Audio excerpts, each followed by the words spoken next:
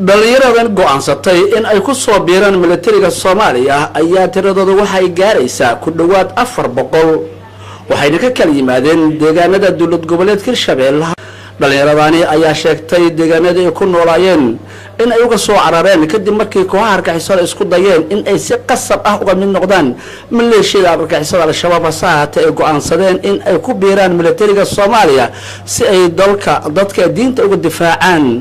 asaahate waxay sheegeen in ay go'aansadeen in ay ku soo biiraan militariga Soomaaliya si ay dadka diinta uga difaacaan al-shabaab iyo kuwa la midka ah.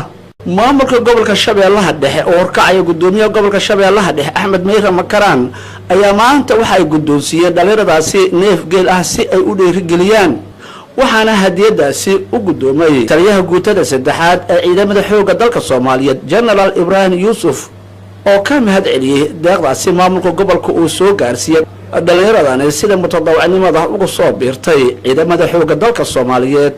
waxaan aad u mahad celinaynaa maanta geela oo noo keenay gobernatooraha gobolka oo noo keenay oo uga mahad celinaynaa u keenay ciidamada cusub ee sida mutadawacnimada ku soo qorta xoogga dalka ciidamada gobolka noqdaan ay qorsheysteen kuna qaadanayaan tababarka geelaas oo u keenay gudoomiyaha gobolka ayaan aad uga mahad celinaynaa. waxaysan halkaasi ka hadlay gudoomiyaha gobolka Shabeellaha Dhexe Axmed Meyre Makaraan wuxuuna jeediyay khudbad dhiirigelin ah.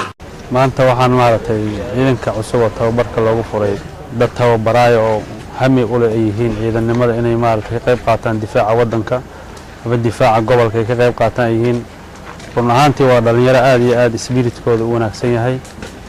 annagana hadduu Ilaahay yiraahdo in Allah intaan kari karno waa la garab istaageynaa ka gobol ahaan. waxaa ka muuqato inay maartay wax badan ay ka dhiman yihiin. run ahaantii ay maartay libis haysan ay maartay meel adagoo maartay qoraxdan ay maartay tababar ku qaadahayeen. marka hadduu Ilaahay yiraahdo maanta maartay inaan xoolaay ay ku qadeeyaan neefkaas ayaan maartay iyo u soo garanay. waxa kale oo dhiman hadduu Ilaahay waa isla joognaa ka gobol ahaan hadduu Ilaahay yiraahdo waxaan ka qayb qaadaynaa dhisitaankooda iyo horumarkooda iyo sidii tababarkooda u gudan lahaayeen ayaan kaalinta nooga aadan ka qaadaynaa.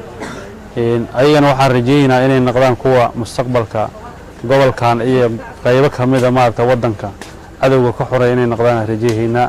dhalinyaradani ayaa xero militari oo ku taala gudaha magaalada Jowhar waxa uu tababar uga socday ku dhawaad 2 bilood waxayna u heelayeen in ay dadkooda diintooda ay ka difaacaan cadow kasta oo ku soo duula oo diidan midnimada Soomaaliyeed.